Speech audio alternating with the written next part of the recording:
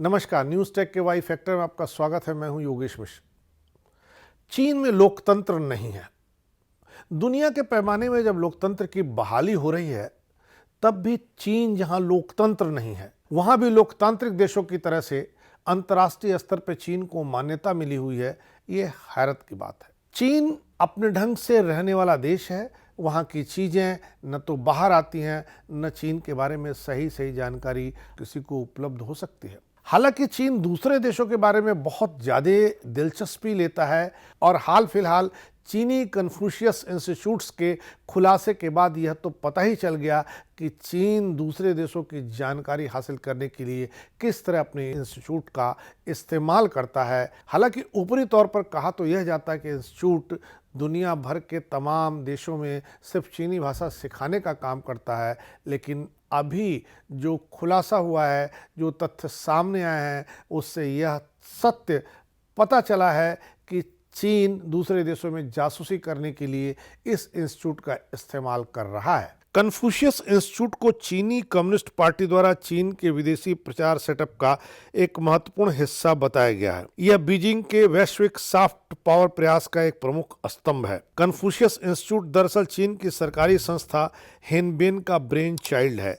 यह पहली बार दक्षिण कोरिया के सियोल में साल 2004 में खुला था। हेनबेन चीनी शिक्षा मंत्रालय के अंतर्गत आता है। उसकी वेबसाइट पर लिखा है कि वो विदेशों में चीनी भाषा और संस्कृत सिखाने का काम करता है। अब 162 देशों में विदेशी संस्थानों में 550 CI यानी कन्फ्यूशियस सेंटर और 1172 कन्फ्यूशियस क्लासरूम यानी CC स्थापित किए जा चुके हैं। कन्फ्यूशियस इंस्टीट्यूट नामी विश्वविद्यालयों से संपर्क करता है। उसके विदेशी भाषा सिलेबस में चीन की भाषाओं को भी शामिल करने की दरख्वास्त करता है।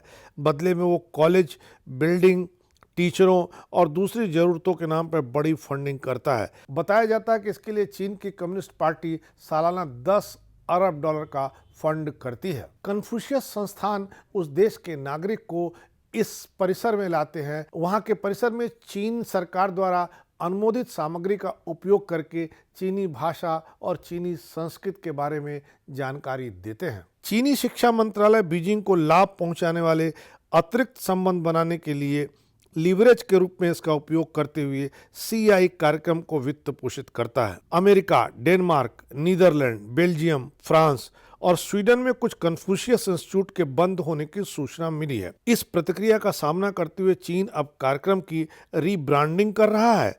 चीनी शिक्षा मंत्रालय के एक निर्देश के अनुसार हनबन का नाम बदलकर भाषा शिक्षा और सहयोग केंद्र कर दिया गया है। कन्फ्यूशियस संस्थान ब्रांड को भी हटाए जाने पर विचार चल रहा है। दुनिया भर में 550 CI और 1000 से अधिक CC केंद्र सक्रिय तौर पर काम कर रहे हैं, जिनकी उपस्थिति अफ्रीका, मध्य एशिया, लैटिन अमेरिका और पूरे एशिया में है, जिसमें पाकिस्तान में 7, नेपाल में 4, श्रीलंका में 4 और बांग्लादेश में 3 केंद्र हैं। चीन सरकार द्वारा सभी अमेरिकी विश्वविद्यालय में इन केंद्रों के खोलने के अभियान को ट्रंप के राष्ट्रपति होने के कार्यकाल में बहुत बड़ा झटका लगा था। ट्रंप प्रशासन ने इसे राष्ट्रीय सुरक्षा जोखिम के रूप में देखा था। उन पर आरोप लगा कि ये वीजा में धोखाधड़ी करने का काम करते हैं, लेकिन चीन सरकार लंबा खेलने में माहिर मानी जाती है। इसीलिए उसने कन्फ्यूशियस इंस्टीट्यूट का नाम बदल करके नए ढंग से इसे लॉन्च कर दिया है। 4 साल पहले अमेरिकी कांग्रेस ने कन्फ्यूशियस संस्थानों की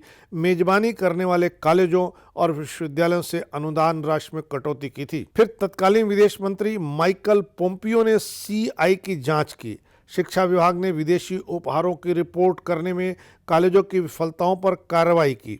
नतीजतन CI बंद होने लगे और इनकी संख्या 118 से घटकर अब केवल 17 रह गई। उनमें से 3 इस साल के अंत तक बंद होने वाले हैं। ब्रिटेन में लगभग 30 CI हैं, जो पूरी दुनिया में सबसे ज़्यादा हैं। भारत के 7 विश्वविद्यालय में चल रहे CIA की समीक्षा इन दिनों तेज है। इसके अलावा चीन के साथ 54 ऐसे अंतर विद्यालयी समझौतों पर हस्ताक्षर हुए हैं या काम चल रहे हैं, जिसकी भी समीक्षा इन दिनों की जा रही है, जिसका रिश्ता भी कन्फ्यूशियस केंद्रों से किसी न किसी तरह से जुड़ता है। हनबन वेबसाइट भारत में 3 CI, मुंबई विश्वविद्यालय, बेल्लोर प्रौद्योगिकी संस्थान और लवली प्रोफेशनल यूनिवर्सिटी तथा 3 CC चीनी भाषा स्कूल कोलकाता, भारतीयर विश्वविद्यालय और के.आर. मंगलम विश्वविद्यालय को सूचीबद्ध करती है, लेकिन इनमें से कुछ मामलों में ये योजनाएं धरातल पर नहीं उतरी। जासूसी के आरोपों को देखते हुए